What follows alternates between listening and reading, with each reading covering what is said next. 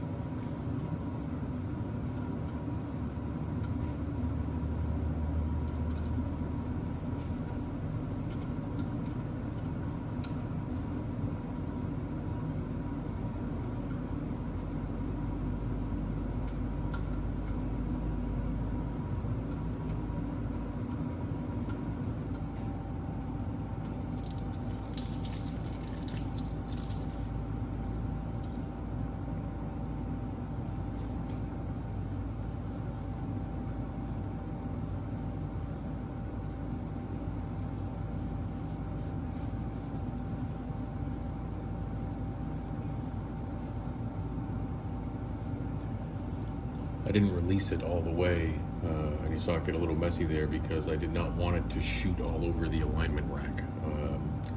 So that's why I kind of held it there for a minute and let it dribble straight down.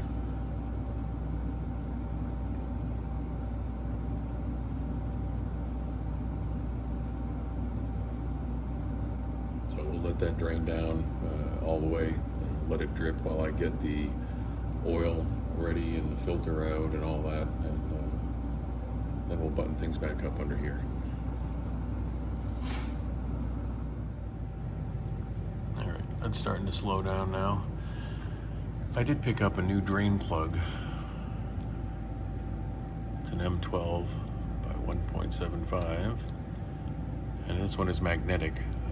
Just inexpensive plug to put in. I didn't know the condition of the one I was taking off. I wasn't sure how the bolt end was, the head end was, so I figured I'll just pick one up. It's cheap, and I wanted to throw a magnetic one on anyways. So I'm going to go ahead and reinstall the drain plug using this new one. You can see there's a new rubber washer there as well. So we'll get that on and get the car down off the lift and add the oil and change the filter and finish this up.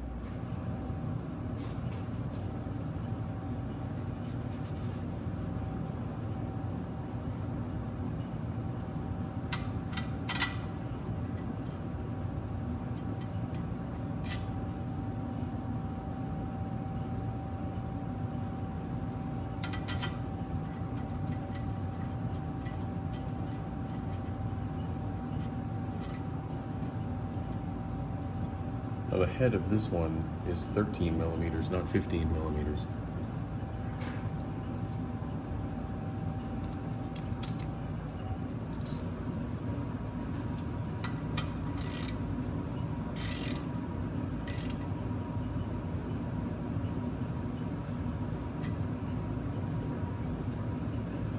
All right.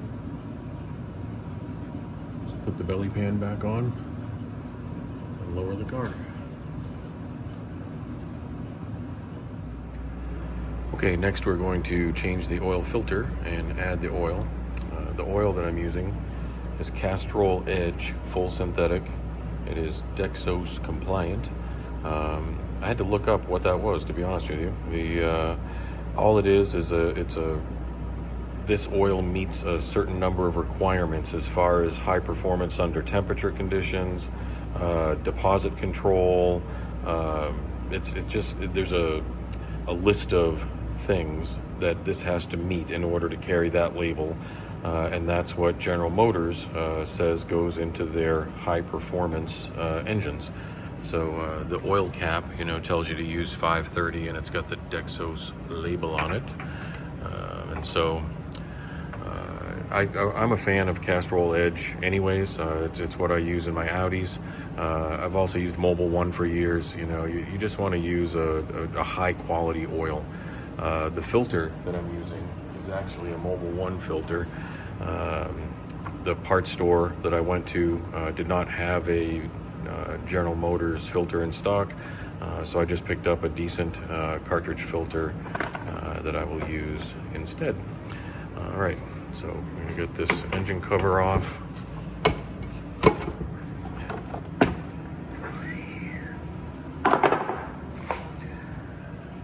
And that's where the cartridge goes. So this is a 24 millimeter, so I'm just going to grab a 24 millimeter socket. We'll back this right off and take the cartridge out. All right, 24 millimeter. Right on the top of the cartridge housing. Oh, that's a pretty easy turn to get that off. There is a rubber O-ring in there that actually seals this. So let's get this cover off.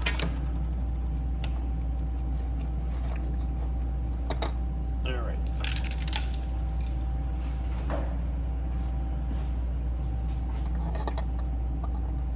Let's pick this straight up and out. You can see the filter right in there. Spin that over. That actually makes for a nice clean oil change. You don't have oil spraying everywhere from the filter.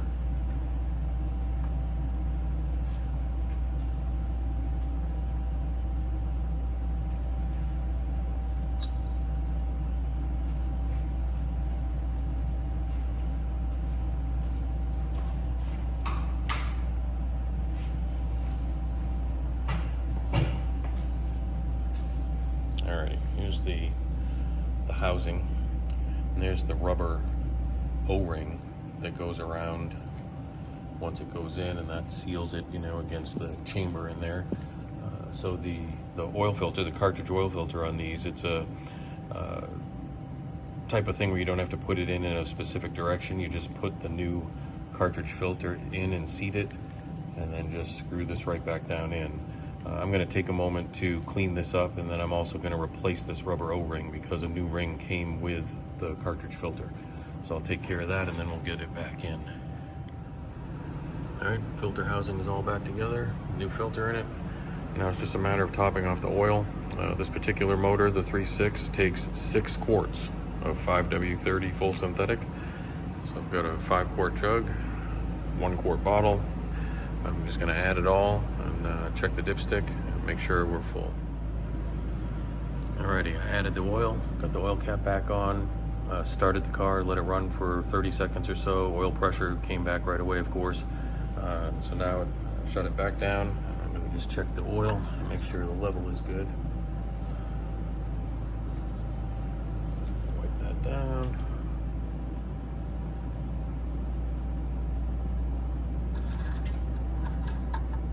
Seat it. Alrighty. And it's actually really hard to see because it's so clean, but it is right at the top of the 4th notch, dead on. So that is all good to go.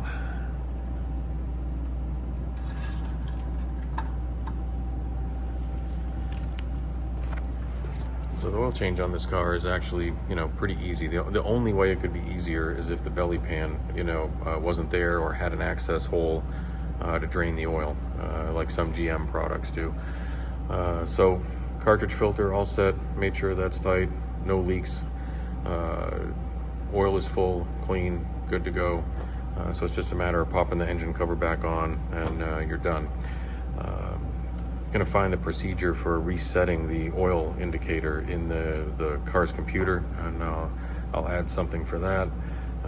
But I'm not going to put the engine cover back on because I am going to move on to the spark plugs and coils next. But that wraps up the oil change portion of the video, and next we'll get on with the other items. Okay, just to wrap up and reset the oil life indicator, you just need to have the ignition on. Car doesn't necessarily need to be running, but turn the key forward, and then over here you're just going to press the upper right hand button until you get to oil life. There it is, oil life remaining 42%. Now this lower right hand button, the check mark, you just press and hold that for about 5 seconds, and you'll see the oil life regenerate back to 100%. And that's it. Go back to the main screen, you press the middle button here, and I'm back on my speedometer. So that's how quick and easy that is.